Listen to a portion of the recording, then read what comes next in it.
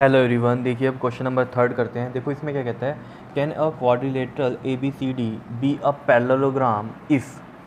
First में दिया हुआ है कि angle D plus angle B 180 degree हो, तब बताओ कि quadrilateral A B C D parallelogram होगा या नहीं होगा।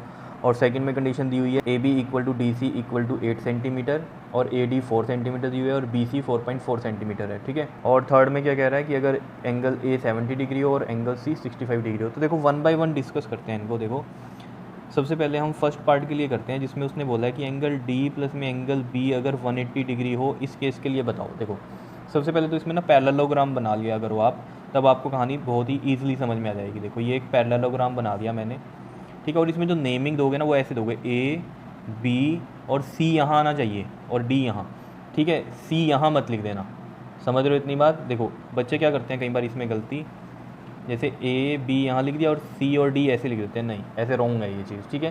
देखो आप जहाँ से भी स्टार्ट करोगे सीक्वेंस में स्टार्ट करना। जैसे मान लीजिए आपने यहाँ से स्टार्ट किया ए, तो यहाँ पर बी आएगा, फिर ये सी आएगा, फिर डी आएगा। ऐसा नहीं ए बी यहाँ आ गया और सी यहाँ आ गया और डी यहाँ आ गया, नहीं सीक्वेंस में चलना चाहिए, ठीक है। क्लियर है इतनी बात। तो देखो अब यहाँ पर उसने बोला है डी और बी एंगल, देखो डी ये रहा एंगल और बी ये रहा एंगल, ये 180 डिग्री। अब देखो हमें तो जो प्रॉपर्टी पता है पैरेललोग्राम में वो ये पता है कि अपोजिट एंगल्स जो होते हैं वो इक्वल होते हैं पैरेललोग्राम में, ठीक है। और जो एडजेसेंट एंगल्स हैं जैसे ये वाला एंगल और ये वाला एंगल, ठीक है, इनका सम होता है 180 डिग्री। तो यहाँ पर तो फिर ये डी और बी का सम दिया हुआ है इसने 180 डिग्री। देखो इसमें एक कंडीशन लग सकती है कि ये चीज़ कब पॉसिबल हो सकती है, अगर ये वाला जो डी है 90 डिग्री हो और बी भी कितना हो 90 डिग्री हो। तो देखो पैरेललोग्राम में ये इक्वल भी हो गए और इनका सम कितना है 90 और 90 180 भी बन रहा है। लेकिन ये सिर्फ यही कंडीशन है जिसमें 90 90 होगा, ठीक है। और ऐसे पैरेललोग्राम कौन से होते हैं, या तो स्क्वायर होगा जिसमें ये 90 डिग्री होता है, ये भी 90 डिग्री होता है, या फिर एक रेक्टेंगल भी हो सकता है जिसमें ये भी 90 होता है, ये भी 90 होता है। समझ रहे हो ये बात। तो रेक्टेंगल और स्क्वायर भी क्या है हमारे पास पैरेललोग्राम ही होते हैं।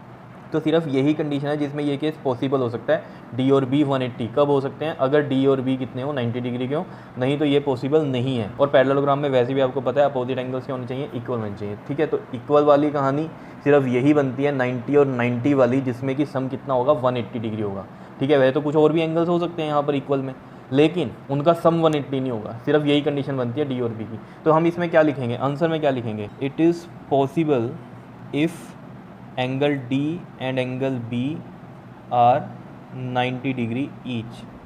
क्लियर। और लिख देंगे अदरवाइज नॉट पॉसिबल, ठीक है। अगर ये कंडीशन नहीं लगती है तो पॉसिबल नहीं है। या फिर इसका एक लाइन में आंसर आप लिख सकते हो मे और मे नॉट भी।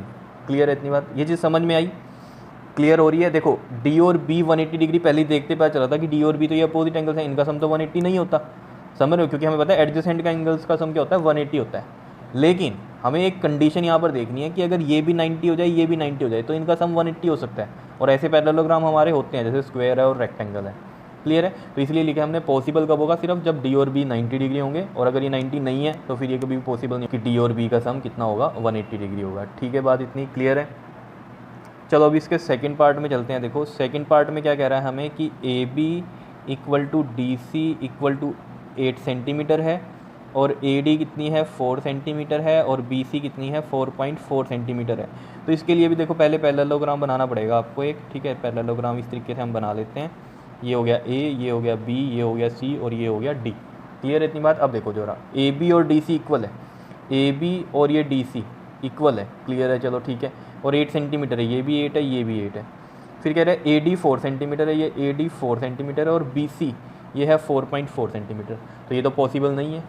क्यों नहीं पॉसिबल है, हमें पता है पैरेललोग्राम में अपोजिट साइड्स आर इक्वल।